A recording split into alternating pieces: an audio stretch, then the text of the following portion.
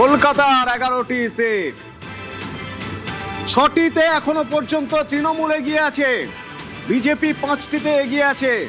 কোন কোন জায়গায় তৃণমূল এগিয়ে, কোথায় কোথায় বিজেপি এগিয়ে, মার্জিন কতটা? সোমরাজ সরাসরি আমার সঙ্গে রয়েছে। সোমরাজ,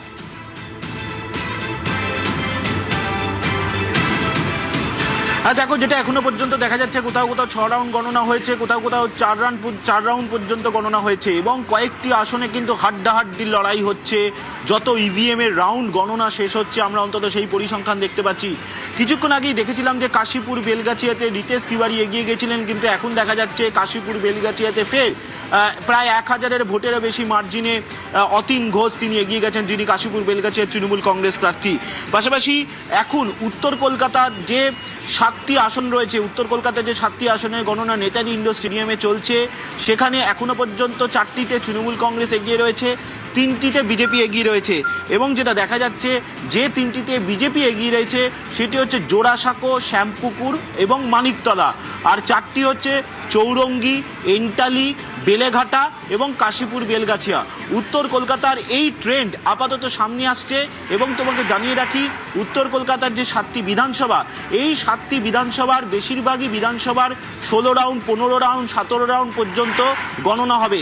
এবং যে ট্রেন্ড আমরা দেখতে পাচ্ছি, সেটি কিন্তু কোনো বিধানসভার 6 রাউন্ড গণনা শেষ হয়েছে, কোনো বিধানসভার 5 রাউন্ড গণনা শেষ হয়েছে, এবং সেখানে এই ট্রেন্ড দেখা যাচ্ছে। 5 রাউন্ড বা 6 রাউন্ড গণনা হয়েছে, তাতে যতবার খুব কম মার্জিনে ওঠানামা চলছে, কেউ এগোচ্ছেন কেউ পিছোচ্ছেন, তাতে এখনো পর্যন্ত 15 রাউন্ড, 16 রাউন্ড, 17 রাউন্ড পর্যন্ত গণনা হলে এখন কি আর্লি ট্রেন্ড কিছু বলা যায়?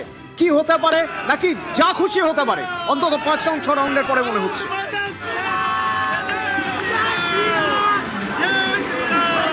দেখো, 5 রাউন্ড 6 রাউন্ডের পর অন্তত তুমি দেখতে পাচ্ছ যে এখনো পর্যন্ত প্রায়, যদি ভোটের শতাংশের নিরিখে হিসাব করা যায়, তাহলে কমিশনের আধিকারিকদের একাংশের ব্যাখ্যা যে এই 5 রাউন্ড 6 রাউন্ডে মোট ভোটারের 30% কাছাকাছি ভোটারের ট্রেন্ড আমরা দেখতে পাই, অর্থাৎ 70% কাছাকাছি ভোটারের ট্রেন্ড আমরা দেখতে পাই না।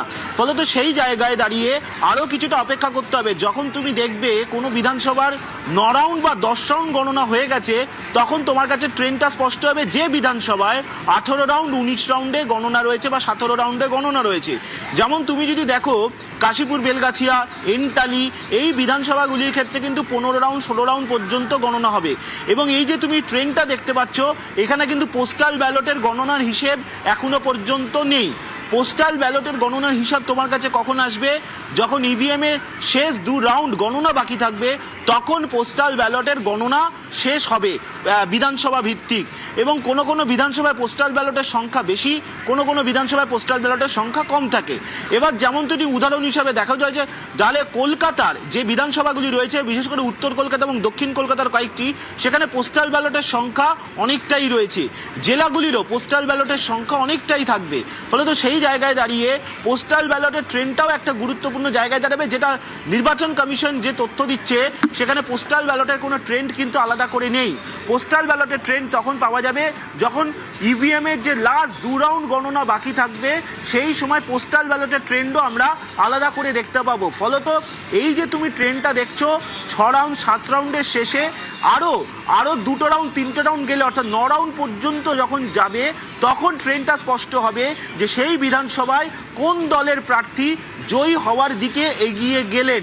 তবে যে বিধানসভায় তুমি দেখতে পাচ্ছ বর্তমানে 20,000, 30,000-এর বেশি ভোটে লিড নিয়েছে 6 রাউন্ড 7 রাউন্ড শেষে, অবশ্যই তাদের কাছে একটা বাড়তি অ্যাডভান্টেজ রয়েছে। কিন্তু এটা মনে রাখতে হবে যে এমন কিছু এলাকা থাকবে, নির্দিষ্ট কিছু রাজনৈতিক দলের যেই এলাকাগুলির ভোট ব্যাংক ইভিএম এর মাধ্যমে সেগুলি এখনো পর্যন্ত খোলা হয়নি, অর্থাৎ সেই ইভিএম এর গণনা এখনো পর্যন্ত হয়নি। তাই যে কোনো সময় আপ অ্যান্ড ডাউন হতে পারে। এই যে তুমি দেখতে পাচ্ছ, কোনো সিটে দেখা যাচ্ছে 2000 মার্জিনে এগিয়ে রয়েছে কেউ, 3000 মার্জিনে কেউ এগিয়ে রয়েছে, বা 500 মার্জিনে এগিয়ে রয়েছে। বেশিরভাগ ক্ষেত্রেই এই ট্রেন্ডটা দেখা যাচ্ছে যে 500 মার্জিনে এগিয়ে রয়েছে, 800 মার্জিনে এগিয়ে রয়েছে। অর্থাৎ এই ট্রেন্ডটা এখনো পর্যন্ত বোঝা যাবে না যতক্ষণ পর্যন্ত 50%, 60%-এর কাছাকাছি ভোটারের, যত সংখ্যক ভোটার ভোট দিয়েছেন তার মধ্যে 60%-এর কাছাকাছি ভোটারের গণনা না হলে বোঝা সম্ভব নয়। রাইট, ধন্যবাদ সোমরাজ। উত্তর কলকাতার যে আসনগুলো সেই আসনগুলো 7টি আসনের ট্রেন্ডের কথা বলছিলেন এবং এই ট্রেন্ডের কথা বলতে গিয়ে সোমরাজ আমাদের জানাচ্ছিলেন যে এই ট্রেন্ড এখনই বলা সম্ভব নয় যে এই ট্রেন্ডের মাধ্যমে কে এগিয়ে আছেন বা কে পিছিয়ে রয়েছেন বা কে এই সিটটা দখল করবে তা এখনই বলা সম্ভব নয়।